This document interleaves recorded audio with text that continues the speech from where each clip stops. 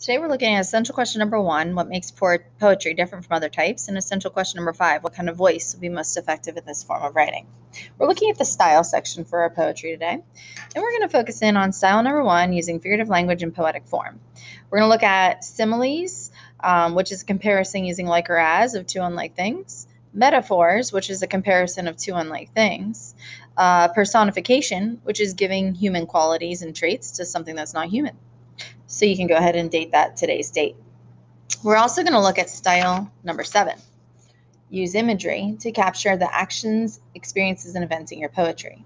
We have talked in the past about imagery as defined as words that appeal to the 5 senses, the sense of sight, hearing, touch, taste, and smell.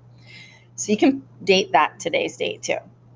You should have already listened to or watched the lyric video for The Sound of Silence prior to this lesson. And so we're going to be focusing on the lyrics of The Sound of Silence, which is a song written by Simon and Garfunkel. In the version that you watched, it was done by the group Disturbed, and it was their updated version of the lyrics, or the music, background music, not the lyrics of the song. So let's first talk about the figurative language, because I want you to use figurative language within your poem.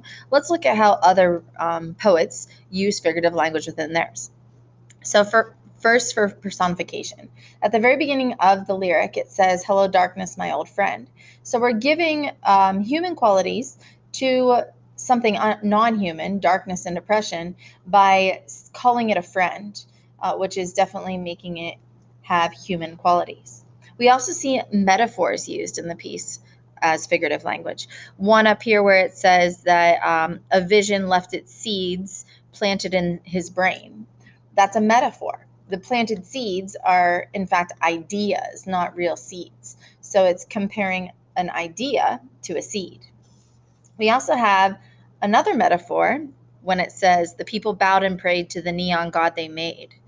A metaphor here is that the neon god is really comparing this idea of a neon god to a famous person that people look up to and admire. We also have some similes when it says silence like a cancer grows. We're comparing silence to a cancer. We also have a simile where we say my words like silent raindrops fell. So we're comparing words to raindrops. So we see that this author uses similes, metaphors, and personification throughout their poem. So make sure as you're writing your poetry to use figurative language in the form of simile, metaphor, and personification throughout. We also have some imagery, both touch and sight. When he says, "I turn my collar to the cold and damp are things that we can touch. We feel what those feel like, and we can imagine what that would feel like to be cold and damp." When he mentions that his eyes were stabbed by the flash of a neon light, flash and neon are two words that appeal to the sense of sight. Neon's a color, and flash is a bright light.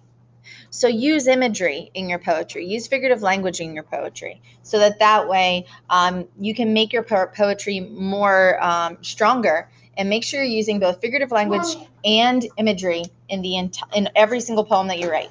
Go ahead and get ready.